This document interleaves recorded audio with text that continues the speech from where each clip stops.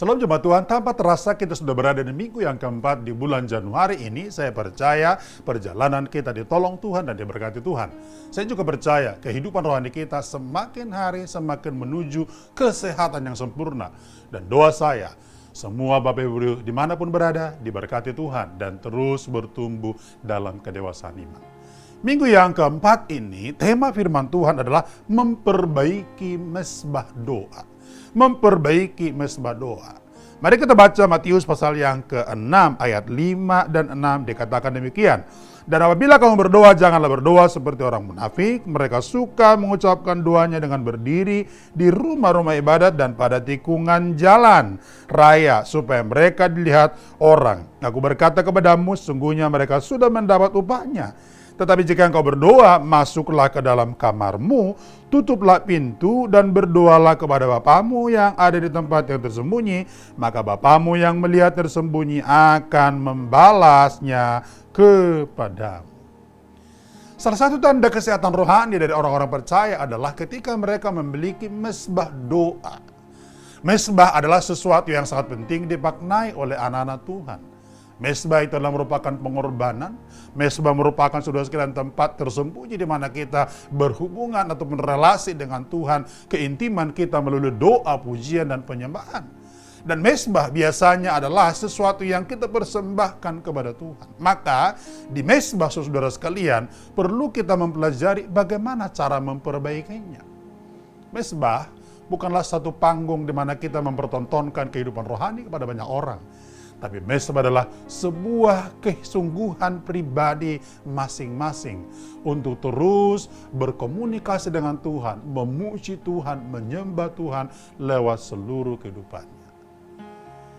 Seringkali yang menjadi tantangannya adalah mezbah doa kita tidak terbangun dengan baik.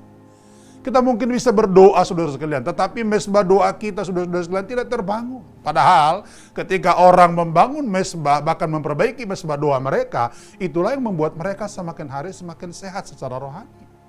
Itulah sebabnya poin penting pada hari ini, bagaimana kita memaknai mezbah saudara sekalian, ini menjadi perlu.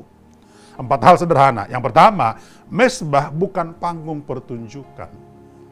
Artinya apa? Saudara dalam doa tidak perlu mempertontonkan kepada orang bagaimana cara saudara berdoa, bagaimana cara saudara menyembah, bagaimana cara saudara sekalian melakukan mazmur bagi Tuhan. Tapi cukup saudara sekalian hanya dengan Tuhan sendiri. Kenapa? Karena mezbah bukan pertunjukan. Kesalahan banyak orang adalah ketika mereka membuat mezbah itu menjadi ajang pertunjukan, apalagi dengan media-media yang ada sekarang. Misalkan media sosial ataupun saudara sekalian beberapa channel misalkan seperti YouTube, Instagram, dan lain-lain.